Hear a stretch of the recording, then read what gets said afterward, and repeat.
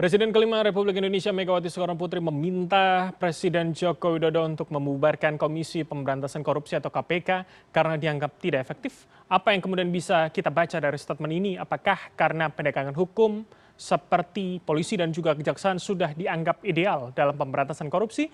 Atau jangan-jangan statement ini menjadi sindiran bagi KPK yang disebut-sebut semakin melemah? Dan untuk menganalisa dan juga saya akan meminta tanggapannya, sudah terhubung bersama kami melalui sambungan virtual Koordinator Maki Boyamin Saiman.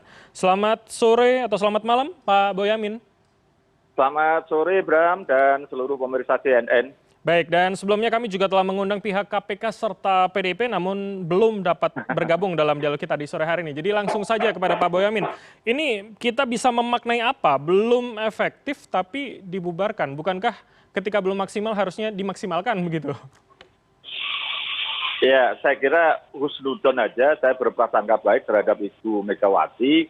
Ini sebagai bentuk kritik sebenarnya kan gitu. Kan itu menceritakan masa lalu di saat-saat pernah bicara dengan Pak Joko Widodo misalnya mengatakan ini KPK tidak efektif dibubarkan aja. Nah, saya mengambil angle tidak efektif gitu. Dan tidak efektifnya karena apa? Kan misalnya gitu, kita kembalikan lagi gitu. Jadi saya melihatnya tidak efektif itu karena memang belakangan banyak hal yang berkaitan dengan KPK, kontroversi pimpinan KPK melanggar kode etik, sampai bahkan Bu Lili mengundurkan diri, terus juga dugaan kebocoran, dugaan bahkan di rutan aja ada pungli. Ini kan sesuatu yang dulu dijaga dengan baik, tapi sekarang kayak sesuatu yang biasa saja di KPK. Nah, itu dari sisi perspektif saya melihatnya bahwa belum efektif itu menjadi karena apa gitu. Nah, kita balik sekarang Bu Mega saya yakin itu sebenarnya pengen efektif gitu loh. Oke. Supaya kritikannya ini tidak dianggap angin lalu gitu ya maka diberilah stressing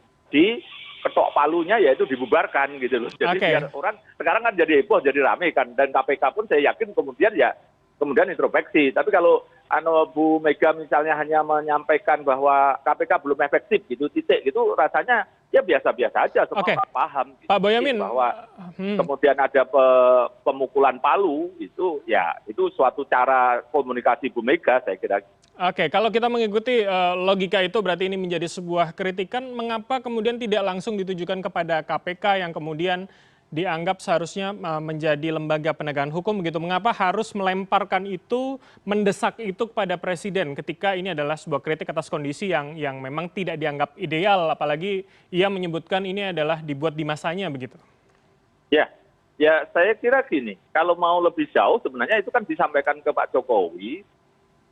Posisi yang seperti ini kan salah satunya adanya revisi Undang-Undang KPK nomor tahun 2019 lah, nomor 19 itu.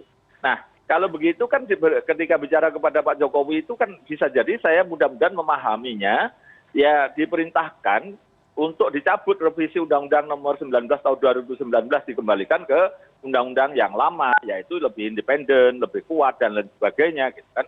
Apapun revisi itu kan tanda kutip kan pelemahan, meskipun dibungkus dengan judul katanya penguatan, tapi apapun pelemahan ya. Jadi tinggal Bu Mega tinggal jauh gitu menyampaikan memerintah begitu kepada fraksi DPR dari PDIP untuk mencabut revisi Undang-Undang KPK, dan dari sisi Presiden itu kan juga dari PDIP yang tanda kutip kadang-kadang disebut sebagai petugas partai. Ya, tinggal menyampaikan aja pada Pak Presiden, cabut tuh revisi Undang-Undang KPK. Malah saya memandangnya seperti itu. Jadi saya matur kepada Bu Mega, mohon disampaikan kepada DPR dari PDIP dan juga nanti bergerak di DPR dan pada eksekutif yang Pak Jokowi dari PDIP, ya salah satunya cabut revisi Undang-Undang KPK supaya lebih efektif. Gitu. Baik. Pak Boyamin, kalau kemudian kita menganggap hari ini itu adalah sebuah kritik, sebuah sarkasem begitu ya. Apakah kemudian dengan model high context atau kemudian sesuatu yang tersirat begini akan bisa sampai ke publik bahwa hari ini semangat pemberantasan korupsi itu masih ada? Bukankah kemudian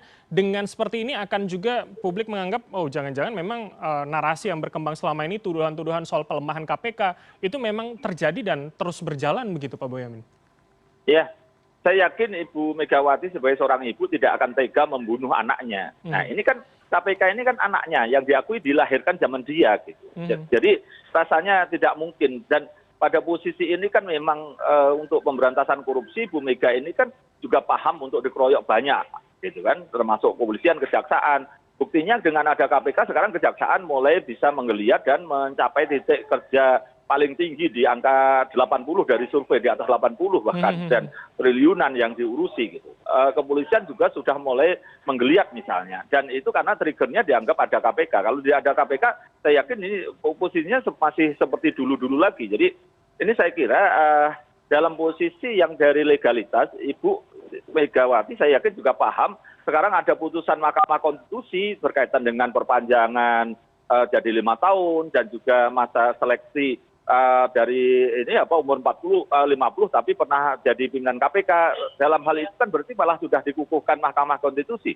Tanda kutip seperti sudah ada di dalam konstitusi KPK itu. Jadi rasanya semakin susah untuk dibubarkan, karena putusan MK dikemanakan kalau kemudian undang-undang KPK dibubarkan misalnya begitu. Jadi ini juga pada tahapan sebenarnya sudah mau lebih kuat KPK sekarang, karena ada putusan Mahkamah Konstitusi yang memperkuat KPK dengan masa jabatan 5 tahun dan lain sebagainya itu. Oke, baik. Ini saya yakin masih dalam konteks Bu Mega sebenarnya ini lecutan kepada KPK dan tanda kutip kepada Pak Jokowi, karena apapun Pak Jokowi adalah panglima tertinggi pemberantasan korupsi.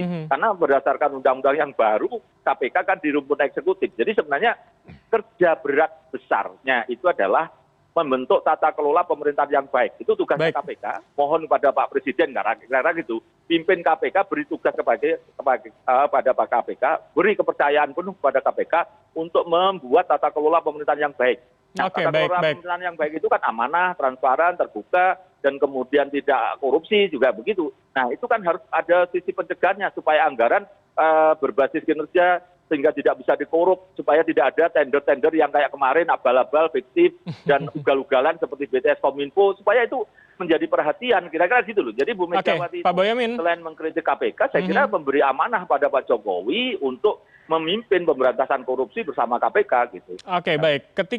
Ini terakhir Pak Boyamin, singkat saja. Kalau kemudian hari ini orang menafsirkan begitu apa yang kemudian disampaikan atau statement dari Bu Mega ini adalah kemudian menganggap bahwa lembaga yang seharusnya yaitu kepolisian dan juga kejaksaan hari ini sudah lebih mampu, lebih matang begitu, apalagi Anda mengatakan triggernya adalah KPK.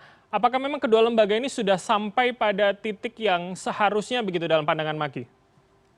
Belum, Bram, belum. Jadi masih perlu ada teman itu sebagai kompetitor, kalau lebih tinggi lagi. Counterpart begitu ya? Pesaing. Kalau tidak ada pesaing, saya khawatir nanti kejaksaan sama kepolisian melempem lagi gitu. Jadi boleh KPK dibubarkan, gitu. Tanda kutipnya bahwa visi KPK sudah selesai, artinya korupsi sudah tidak habis, sudah tidak ada, gitu. Dan itu masih agak jauh, gitu. Jadi KPK boleh dibubarkan kalau sudah tidak ada korupsi, kan itu. Dan itu masih jauh.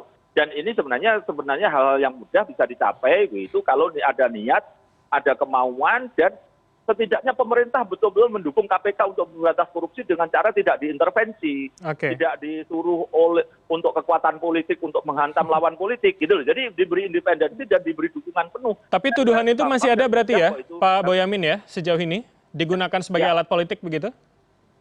Ya, kan pada posisi yang beberapa hal gitu, saya misalnya KPK dulu ada beberapa yang misalnya bahkan pimpinan KPK yang tergoda untuk urusan politik, bahkan pilpres gitu. Ada yang pengen jadi wapres segala macam. Nah, ini godaan-godaan ini dari dua pihak, jadi bukan dari pihak luar aja tapi pihak dalam. Nah, ini mari kita jaga KPK supaya tidak terkena intervensi politik. Dari mana pertama kali jadi pimpinan kepala negara, kepala pemerintahan Pak Jokowi menegaskan bahwa KPK akan didorong untuk independen dan tidak akan ada intervensi. Jadi dukungan itu yang dibutuhkan KPK, dan nampaknya KPK sementara ini seperti kurang perhatian dan dukungan dari kepala negara menurut saya, dan itu perlu penegasan. Bahkan Bu Megawati saya memahaminya ke situ, Bram. Oke, baik. Kita akan tunggu bagaimana kemudian statement ataupun pembahasan dari isu ini terus bergulir. Terima kasih atas waktu dan juga insight dari Anda, Pak Boyamin Saiman, Koordinator Maki, telah bergabung sama kami. Sehat selalu, Bapak.